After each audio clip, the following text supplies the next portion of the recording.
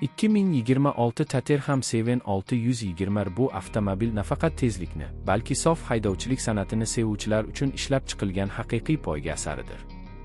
Caterham kompaniyasi o'zining yillar davomida shakllangan falsafasiga sodiq qolgan holda 620 modelini 2026 yilda yanada ekstremal, yanada yengil va yanada kuchli qilib taqdim etdi.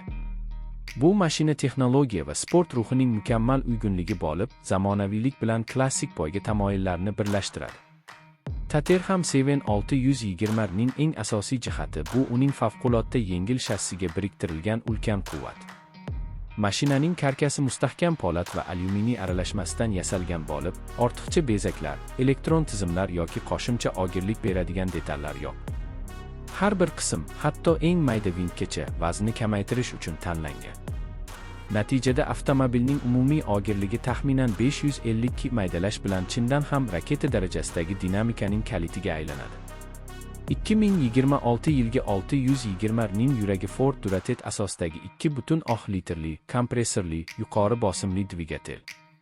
Ushbu motor 310 ot kuchi ishlab chiqaradi. Bu kabi vaznda esa har bir ot kuchi haydovchiga kuchli zarbasini beradi.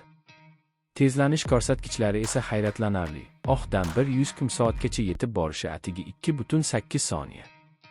Ko'plab million dollarlik superkarlarda ham bu darajadagi natijani ko'rish qiyin. 620 yo'lda emas, aynan trekda o'zini ochib beradigan mashinalardan biri. Transmissiya ham sof sport ruhida. 6 pogonali qo'lda boshqariladigan mexanik transmissiya haydovchiga to'liq nazorat beradi. Avtomatik rejim yo'qligi Caterhamning asosiy maqsadi. Haydovchi mashina bilan bir butun bo'lishi, har bir tezlik pogonasini o'zi his qilishi va o'zi tanlashi kerak. Shuning uchun 620 ni boshqarish oson emas, lekin haqiqiy haydovchiga nihoyatda maroqli. Debriyaj qattiqroq, uzatmalar qutisi qisqa yurishga ega va tez almashadi. Bu esa poyga ruhini kuchaytiradi. Mashinaning rul boshqaruvi juda sezgir. Eng kichik harakat ham zudlik bilan gildiraklarga uzatiladi. Bu albatta yuqori tezliklarda masofa va burilishlarni juda ehtiyotkorlik bilan boshqarishni talab qiladi. O'ta sezgirlik mashinani jiddiy poygachilar yoki tajribali haydovchilar uchun ideal qiladi. Oddiy foydalanuvchi uchun esa bu boshqaruv juda talabchan bo'lishi mumkin. 2026 yilgi modelning tashqi ko'rinishi ham klassik Caterham ruhini o'zida saqlagan. Minimalizm, aerodinamik soddalik va poyga ko'rinishi. Keng sport shinalari, yengil gildirak disklari va past balandlikda joylashgan shassi mashinani juda keskin, jangovar qiyofada ko'rsatadi. Mashinaning old qismi uzun kapot bilan ajralib turadi. Kapot ostidagi issiqlik chiqaruvchi ventilyatsiya panjaralari esa kompressorli dvigatelning haroratini barqaror ushlab turadi. Orqa qanotlar, zaharli poyga difuzorlari yoki aktyorlik uchun qo'shimchalar yo'q. 620 ortiqcha bezakdan xoli, lekin mavjud shakli eng yaxshi natijalar uchun hisoblangan. Shamollatish va aerodinamika oddiy, biroq juda samarali. Bundan tashqari 2026 versiyasida karbon detallar ko'paytirilgan. Kapot, qanotlar, yon panellar va ichki detallar yengil materiallardan tayyorlangan. Bu esa vazni yanada pasaytiradi. Salon haqida gapiradigan bo'lsak, bu yerda lux darajadagi hech narsa topmaysiz. Katta multimedia ekranlari yo'q, yumshoq qoplamalar yoki elektr sozlamalar yo'q.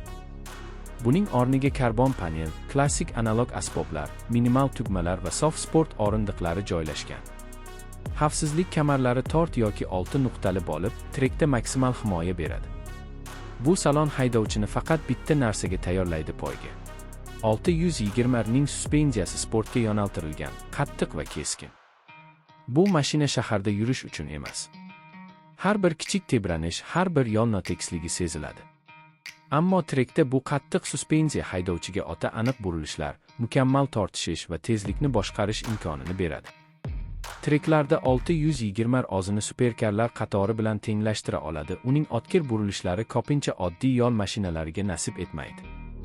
Xulosa qilib aytganda, 2026 Caterham Seven 620 bu oddiy mashina emas. Bu poyga maktabi, tezlik laboratoriyasi va haydovchilik san'ati uchun yaratilgan unutilmas tajriba.